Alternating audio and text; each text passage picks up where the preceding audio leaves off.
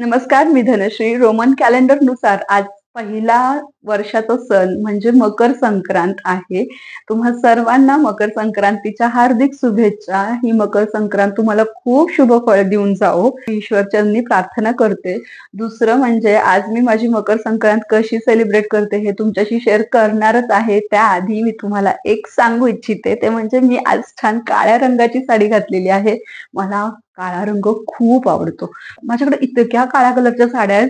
पण असं होतं ना, की खूप सारे सण असतात, की त्याला आपण नाही घालू शकत काळा रंग. हा इतका हक्काचा आहे ना आपला, की आज आपण बिनधास्त काळ्या रंगाची साडी घालू शकतो. आणि मी तर तो चान्स कधीच सोडत नाही, खरं सांगते मी. दुसरं म्हणजे मला असं खूप जणींनी विचारलंय, की "तू मेकअप कसा करते? प्लीज एकदा व्यवस्थित ट्युटोरियल दाखव." मी लास्ट टाईम सुद्धा ट्युटोरियल दाखवलं होतं.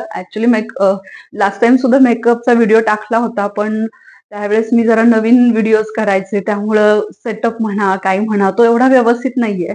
आता मला थोडंसं कळायला लागलंय सेटअपचं. अजून पण नाही, पण ठीक आहे, थोडंफार कळायला लागलंय. तर मी पुन्हा ह्याच्या नंतरचा व्हिडिओ म्हणजे एक उद्या किंवा परवा येईल. तो गेट रेडी विथ मी असेल.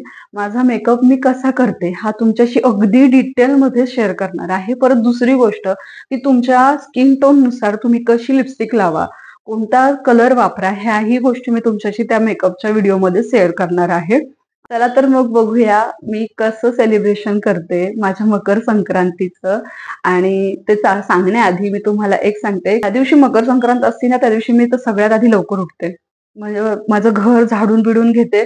माझं छोटंसं पुढे एक गॅलरी आहे ती झाडते. त्याच्यामध्ये छानशी रांगोळी काढते. तुम्हाला माहितीच आहे मला रांगोळी काढायला किती आवडती. ते झालं की मग मी अंघोळ करते. अंघोळ झाली की मी सगळ्यात आधी काय करत असेल तर स्वयंपाक.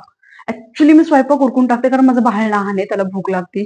आणि देवपूजा असेल किंवा आता मकर संक्रांतीचं झालं तर आपण ववसायला जातो. तर ह्या मध्ये खूप गोंधळ होतो. त्यामुळे मी सगळ्यात आधी काय करते तर माझा स्वयंपाक अख्खा उरकून घेते.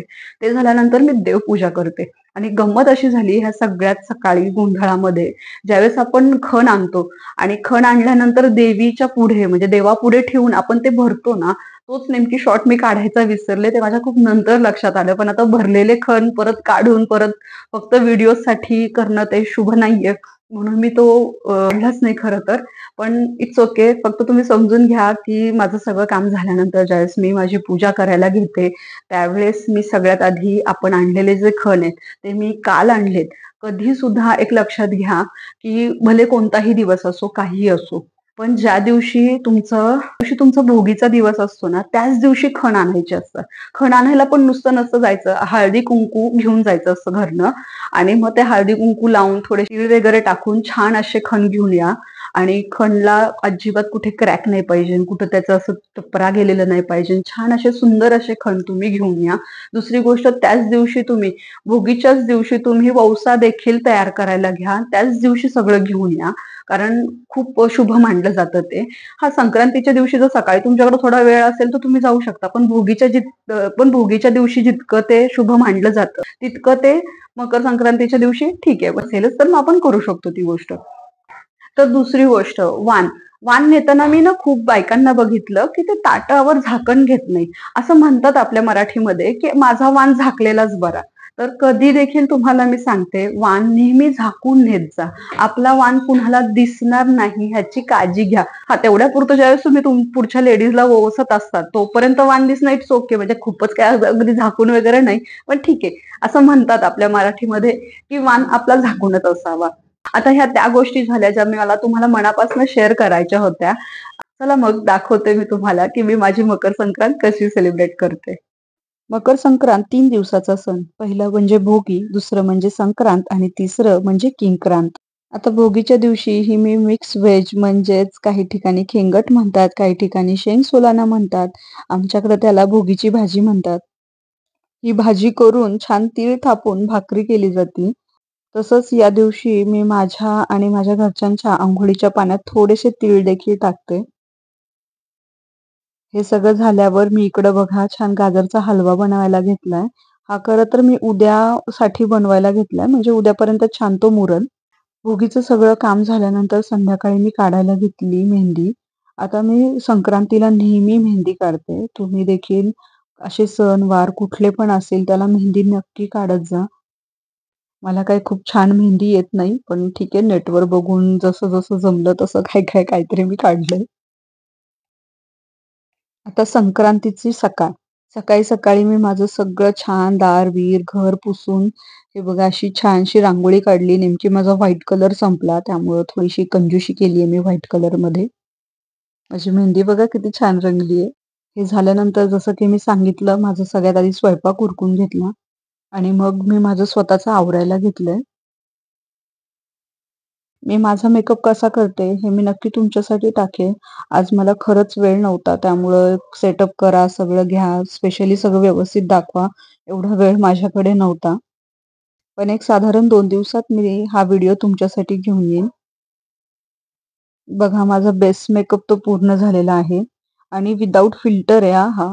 आता हा असा एवढा क्लीन मेकअप मी कसा करते हा नक्की तुमच्याशी शेअर करेन. आता आपल्या महाराष्ट्राची शान म्हणजे चंद्रकोर लावून घेतेय मी.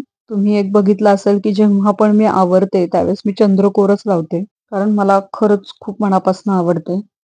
दागिने घालून घेते. ह्यावेळेस मोत्याचे दागिने घालायचे नाहीयेत म्हणून मी हे आर्टिफिशियलच माझे जे दागिने आहेत, हे खरं तर मला अॅनिव्हर्सरी गिफ्ट आहे. पण तुम्हाला माहिती आहे ना लेडीजचं कसं असतं. आता खरं तर अॅनिव्हर्सरी मार्चमध्ये आहे. पण मी ह्यांना म्हणलं, "नाही, मी राहूच शकत नाही. मला घालायचेत आज सणावाराला नवीन दागिने." म्हणून मी ते घातले. खूप सुंदर असे दागिने आमच्या इथे मिळतात. बघा किती छान वाटी आहे ती. मला पाहता क्षणी इतकी आवडली होती.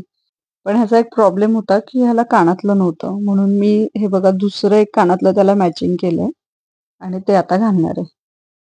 आता तुम्हाला थोडासा उन्हात दाखवते माझा मेकअप. बघा किती छान झालाय. विदाऊट फिल्टर आहे हा. ते मला हसतायत मागनं. आणि आता मी निघाले वौसायला मंदिरामध्ये. तुमच्या इथं कशी पद्धत आहे मला माहीत नाही. पण आमच्या इथे ना जवळच्या मंदिरामध्ये जातात. तिथं सगळ्या लेडीज येतात. एकमेकींना ओवाळतात, देवीला ओवाळतात. तिथे एकमेकींचे खण चेंज करतात आणि मग घरी येतात. हे आमचं ग्रामदैवत आहे काळभैरव आणि जोगाईचं. तिथं आम्ही सगळ्या लेडीज ओवाळण्यासाठी येतो. तर इथे तुम्ही बघा मी ओवाळतीये. खरं तर माझ्या मैत्रिणीला माहीत नव्हतं आडव्या फ्रेममध्ये घ्यायचं असतं. तर तिने उभ्या फ्रेममध्ये घेतलंय. पण ठीक आहे. मी तिथं गेल्यानंतर सगळ्यात आधी तर देवीला ओवाळते. त्यानंतर एक खण बदलते. म्हणजे माझा तिथं ठेवून तिथला एक खण देवीचा मी घेऊन येते. तसंच तिचा ववसा देखील माझ्या ताटामध्ये घेते. त्यानंतर 5 सवासणीला तरी कमीत कमी ववसायचं असतं. पण 5 पेक्षा नेहमी जास्तच होतात. कारण आमच्या गावामध्ये जे मंदिर आहे तिथे खूप लेडीज आलेल्या असतात आणि ओळखीची कोणी दिसलं की आम्ही एकमेकींना ओवाळतोच. तुमच्याकडे काय म्हणतात मला माहित नाही. पण आम्ही तर म्हणतो सीतेचा ववसा, रामाचा ववसा, जन्मोजन्मी ववसा. तुमच्याकडे काही वेगळं म्हणत असतील तर नक्की सांगा. आता इथे पण ना मला एक गोष्ट शेअर करायची आहे खरं तुमच्याशी. मग तुम्ही पण ती करत असाल तर तुम्ही त्यातनं सुधारा थोडंसं. कारण ना खूप जण मी बघते केमिकलचं लाल-लाल कुंकू घेऊन येतात आणि ज्यावेळेस ते एकमेकींना आपण लावतो ना, थोडं जरी घाम आला किंवा नाही जरी आला ना, तरी त्याचा डाग तसाच राहतो. मग तुम्ही विचार करा किती केमिकल्स असतील त्या कुंकवामध्ये. आणि एवढा छान आपला सण असतो. पुढच्याचं तोंड अख्खं लाल होऊन जातं. म्हणजे असं म्हणू नये हळदी-कुंकाला. पण ठीक आहे मला काय म्हणायचं तुम्हाला समजू शकता तुम्ही, की जर तुम्ही छान याच्याऐवजी जर तुम्ही हळदीचं कुंकू सुंदर घेऊन आला, एकमेकींना लावलं, की आपण लावतोय आपल्यालाही चांगलं आणि दुसरं ज्याला आपण लावतोय त्याच्यासाठी पण चांगलं. या छोट्या-छोट्या गोष्टींची खरंच आपण काळजी घेतली पाहिजे. आता सगळ्यात महत्त्वाचं म्हणजे या दिवशी तुळशीला ओवाळायचं विसरू नका. मग आपल्या घरातली तुळस असेल किंवा मंदिरातली तुळस असेल. आमच्या घरामागे जे मंदिर आहे ना, त्यातली हे तुळशीचं वृंदावन मला खूप आवडतं. तुम्ही खूपदा माझ्या व्हिडिओमध्ये बघितलं असेल. मी नेहमी ह्या तुळशीला सगळ्यात शेवट ओवाळते आणि मग घरी जाते. घरी आणल्यानंतर मी माझे खण जागेवर ठेवते. तुम्ही बघू शकता, की मी 3 खण बदलून आणलेले आहेत. एक मी जोगाईचा आणलाय, एक मी महालक्ष्मीचा आणलाय आणि हा मला वाटतंय मी महादेवाच्या मंदिरामध्ये मी पार्वती मातेसमोरचा बदलून आणला.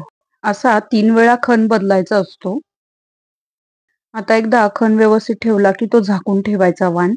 बघा मी किती छान पूजा केली होती. अजून आहे अशी आहेत फुलं.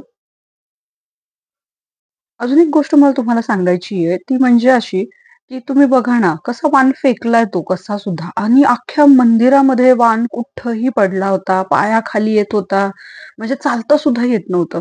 मला एक कळत नाही, की ज्या गोष्टीला आज इतका मान आहे, शेतकरी वर्षभर वाट बघतो, की त्याचं पीक पिकेल आणि ते पिकलेलं पीक ज्यावेळेस ह्या मकर संक्रांतीच्या दिवशी तो त्याच्या देवाला अर्पण करत असतो, तर त्याचा तो मान का नाही राखत? किती खराब म्हणजे लिटरली मी जिथं बसले होते ना, तिथं सुद्धा इतकं चिकट झालं होतं त्या वाणानी. तर मी खरंच सगळ्या बायकांना रिक्वेस्ट करेन, की इथून पुढे तुम्ही ज्यावेळेस वाण द्यायला, घ्यायला जाताल ना मंदिरामध्ये, तर प्लीज तिथे त्यांनी ठेवलेले जे घमेले असतात, त्यांनी ठेवलेले जे ताटं असतात, त्याच्यामध्येच वाण टाका आणि इथं-तिथं कुठं सुद्धा म्हणजे आपण एकमेकींच्या अंगावर जरी वाण टाकला ना, तो जरा इकडं-तिकडं पडतो. तर ठीक आहे ना, तुम्ही तो गोळा करून तुमच्या ताटामध्ये परत ठेवू शकता. तर प्लीज स्वच्छता राखा आणि तुमचे सण खरंच खूप व्यवस्थित आणि छान सेलिब्रेट करा. आशा करते तुम्हाला माझी ही छोटीशी मकर संक्रांतीची पूजा आणि माझं छोटंसं हे सेलिब्रेशन खूप आवडलं असेल. काही सजेशन असतील, काही क्वेरीज असतील तर नक्की कमेंट करा. माझ्या या व्हिडिओला लाईक आणि माझ्या चॅनलला सबस्क्राईब करा.